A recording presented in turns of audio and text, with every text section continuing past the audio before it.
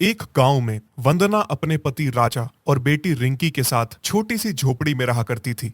राजा मोची था और वंदना ठाकुर के घर में काम करती थी। वंदना कभी कभी रिंकी को भी अपने साथ ठाकुर के घर ले जाया करती थी। ऐसे ही एक दिन जब वो रिंकी को लेकर वहां जाती है तो रिंकी से एक महंगा गमला टूट जाता है। अरे जाहिल लड़की, ये क्या किया तूने? माफ करिए साहब, बच्ची है। तो इस बच्ची का यहाँ क्या काम जो इसे यहाँ लेकर आ जाती है? तुझे पता भी है कि ये गमला कितना महंगा था? अब इसका पैसा कौन देगा? अरे साहब, आपके लिए क्या बड़ी चीज है ये, आप दूसरा ले लेना। अच्छा, मुझे सिखा रही है? पैसे निकाल गमले के, नहीं तो निकल जा यहाँ से। अरे साहब, मुझे अपनी बच्ची की फीस जमा करनी है। अगर आप मुझे काम से निकाल देंगे तो बहुत दिक्कत हो जाएगी। ये सब मेरा नुकसान करने से पहले सोचना था। वंदना बहुत गिड़गिड़ाती है पर ठाकुर उसकी एक नहीं सुनता और उसे वहां से भगा देता है। वो रोती हुई सरपंच के पास पहुंचती है और उन्हें पूरी बात बताती है। अरे, ठाकुर ने तो ये बहुत गलत किया, मैं अभी उसे बुलवाता हूँ। सरपंच के बुलवाने पर ठाकुर अपने कुछ नौकरों के साथ वहां आता है। क्यों ठाकुर, तुमने इस बेचारी को मात्र एक गमला टूटने पर काम से निकाल दिया? गमला धोखे से टूटता तो कोई बात नहीं थी, पर इसे पता था वो विदेशी गमला बहुत महंगा है, तो ये तो उसे चोरी करके भाग रही थी। हाँ, ये सही कह रहे हैं, वंदना चोरी कर रही थी। ये झूठ है। मैं आपके पास नहीं आना चाहता था, पर अब आ गया हूं तो मुझे मेरे गमले की कीमत दिलवाइए सरपंच जी। ठाकुर पासा पलट देता है और गमले की कीमत चुकाने के चक्कर में वंदना की झोपड़ी भी उसके हाथ से चली जाती है। मुझे माफ कर दीजिए। नहीं, तुम परेशान ना हो, मैं जानता हूं इसमें तुम्हारी कोई गलती नहीं है। ये ठाकुर है ही कमीना। हाँ पिताजी, माँ की कोई गलती नहीं है, पर अब मेरे स्कूल की फीस कैसे जमा होगी? ये कुछ पैसे हैं, इन्हें ले जाओ और अपनी मैम से कहना बाकी जल्दी मिल जाएंगे। रिंकी वो पैसे लेकर स्कूल जा रही होती है, तभी उसे रास्ते में एक बच्ची मिलती है। उस बच्ची के पास बर्फ का एक टुकड़ा था और वो रोती हुई जा रही थी। क्या हुआ? तुम रो क्यों रही हो? मेरी माँ बहुत बीमार है, पर मैं उनके लिए कुछ भी नहीं कर पा रही हूँ। खाने के नाम पर बस ये बर्फ है, पर वो भी पिघल रहा है।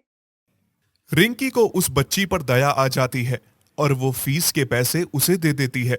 बदले में वो बच्ची रिंकी को बर्फ का टुकड़ा देती है और उसका धन्यवाद करती है। रिंकी उस बर्फ के टुकड़े को लेकर स्कूल जाती है तो उसे स्कूल से निकाल दिया जाता है। वो आखिरकार घर आ जाती है। क्या हुआ बेटी? मुझे स्कूल से निकाल दिया गया। क्यों? रिंकी उन्हें पूरी बात बताती है तो वंदना उसे डांटने लगती है, पर राजा उसे समझाता है कि उसने उस बच्ची की मदद करके अच्छा किया। क्या खाक अच्छा किया? पैसे उसे दे आई और खुद बर्फ लेकर आ गई। अब इस बर्फ की सब्जी बनाऊं क्या? ये कहकर वंदना उस बर्फ के टुकड़े को पतीले में डाल देती है। तभी अचानक एक जादू होता है और उस पतीले में सब्जी प्रकट हो जाती है। अरे ये क्या? ये तो जादू हो गया। बर्फ से सब्जी कैसे बन गई? क्या इससे हमें फल भी मिल सकते हैं? उसका इतना कहना था कि दूसरे बर्तन में फल भी प्रकट हो जाते हैं। अब वो लोग समझ जाते हैं कि ये जादुई बर्फ है। मैंने उस बच्ची की मदद करी थी, इसलिए इस बर्फ से भगवान हमारी मदद कर रहा है। तूने सही किया मेरी बच्ची, पर हमें सबसे ज्यादा जरूरत तो रहने के लिए झोपड़ी की है, तो चल इस बर्फ से झोपड़ी बना ले। राजा के ये बोलते ही उस एक बर्फ में से हजारों बर्फ की ईंटें निकल आती हैं, जिससे वो लोग अपनी बर्फ की झोपड़ी बना लेते हैं। बाहर से देखने में तो वो बहुत छोटी लग रही है, पर अंदर जाने पर उसमें बेहिसाब जगह होती है। ये बर्फ की झोपड़ी तो कमाल की है। आप ही बेवजह गुस्सा कर रही थी। हाँ, मुझसे गलती हो गई। वैसे इस झोपड़ी में इतनी जगह है, तो क्यों ना हम इसमें और बेसहारा लोगों को भी रख लें। ये तो बहुत अच्छी बात करी तुमने। वो लोग उस झोपड़ी में बहुत से बेसहारा लोगों और जानवरों की भी मदद करते हैं। अब जब बर्फ की झोपड़ी वाली बात ठाकुर को पता चलती है तो वो सरपंच को लेकर वहां पहुंच जाता है। ये देखिए सरपंच जी, इन गरीबों के पास इतना पैसा कहां से आ गया? कि इन्होंने ये आलीशान झोपड़ी बना ली। मेरे लाखों रुपए गायब हुए हैं। पक्का इस वंदना ने ही चुराए होंगे, उसी से ये झोपड़ी बनाई है। ये झूठ है। तो ये झोपड़ी कैसे बनाई? जादू से। जादू से?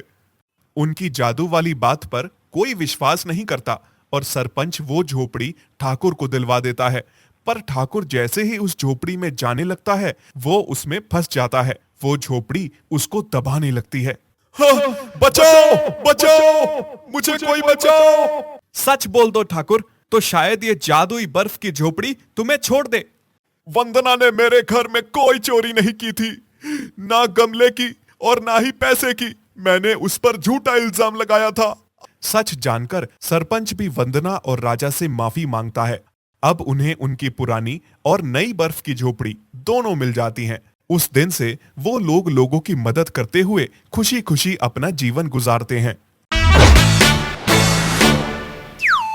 फ्रेंड्स ऑफ फन टीवी को लाइक करो, शेयर करो, सब्सक्राइब करो।